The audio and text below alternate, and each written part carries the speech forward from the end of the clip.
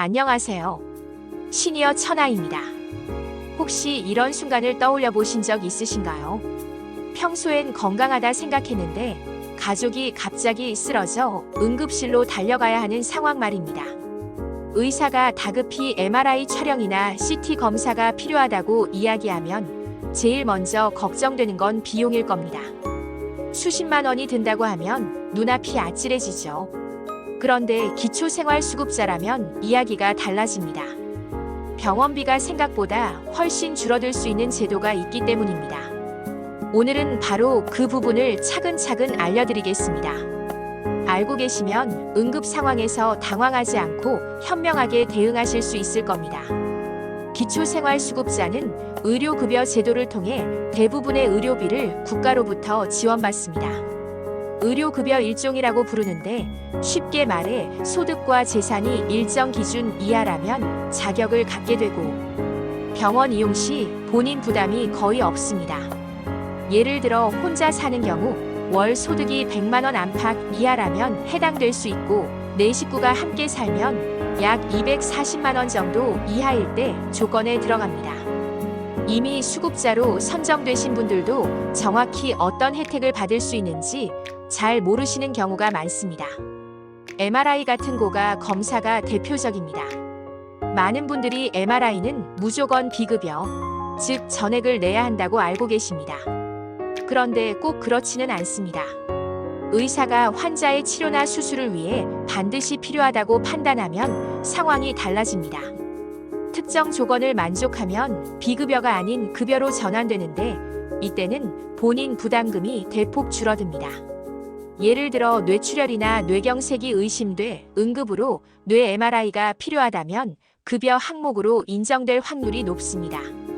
만약 총 비용이 60만 원이라면 수급자는 그중 5%인 3만 원만 내면 되는 겁니다.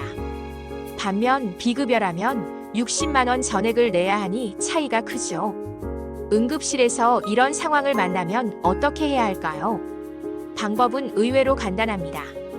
담당 의사에게 지금 촬영하려는 검사가 급여인지 비급여인지 확인을 꼭 하셔야 합니다. 이 검사 급여 처리되나요? 라는 한마디 질문이 수십만 원을 절약하게 만들어줄 수 있습니다. 특히 뇌질환, 심근경색 같은 응급성 질환은 대체로 급여로 전환될 가능성이 큽니다. MRI뿐 아니라 CT, 팩 같은 특수검사도 동일하게 적용됩니다. 사례를 하나 더 들어보겠습니다. 가슴 통증으로 응급실에 갔는데 심장 CT가 필요하다고 합시다. 의사가 응급이라고 판단하면 30만 원 상당의 검사비가 나와도 본인은 1만 5천 원 정도만 부담하면 됩니다. 하지만 여기에도 예외는 있습니다. 단순히 건강검진 목적으로 찍는 검사, 미용 목적의 시술, 환자가 원해서 진행하는 경우는 비급여로 처리되니 전액 본인 부담이 될 수 있습니다. 검사만 그런 게 아닙니다. 기초생활수급자가 병원에 가면 진료비도 거의 무료에 가깝습니다. 동네 의원에서 진료를 보면 1,000원 남짓, 큰 병원으로 갈수록 조금 올라가지만 보통 2,000원 안팎에 불과합니다.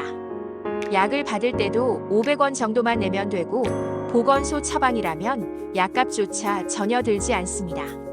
수술이 필요하다면 어떨까요? 의료급여 일종 수급자는 입원비, 수술비, 병실비까지 모두 지원됩니다. 식사비만 일부 부담하는데 이조차도 어린아이들이나 자연분만 같은 경우는 면제됩니다. 중증질환자라면 식대 역시 대부분 감면됩니다. 다만 모든 게 다 되는 건 아닙니다. 상급병실 차액, 간병비, 미용 목적의 치료나 일반 건강검진은 지원되지 않습니다. 즉, 꼭 치료를 위해 필요한 의료 서비스는 거의 다 지원되지만 생활 편의를 위한 선택적 서비스는 본인이 부담해야 합니다. 치과도 혜택이 있습니다.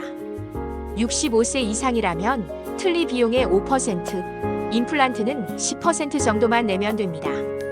고령층에게는 꽤 큰 도움이 되는 제도죠. 중요한 건 자격을 유지하는 겁니다. 기초생활수급자 의료급여는 소득과 재산 기준을 충족해야 계속 유지됩니다.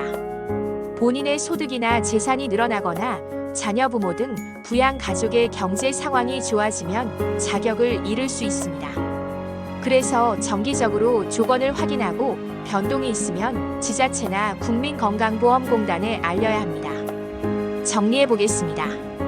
갑작스러운 응급 상황에서 MRI나 CT 같은 검사를 받아야 할 때 기초생활수급자는 급여로 전환되면 단 5%만 내면 됩니다.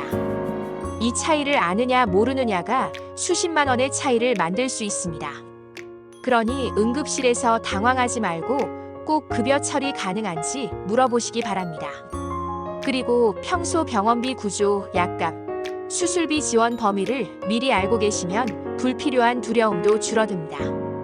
의료비가 걱정돼 치료를 포기하는 일은 없어야 하니까요. 혹시 주변에 이런 제도가 필요한 분이 계시다면 꼭 알려주시면 좋겠습니다. 제도가 있는 이유는 바로 어려운 순간을 돕기 위해서니까요. 오늘 이야기가 도움이 되셨길 바랍니다. 지금까지 시니어 천하였습니다. 감사합니다.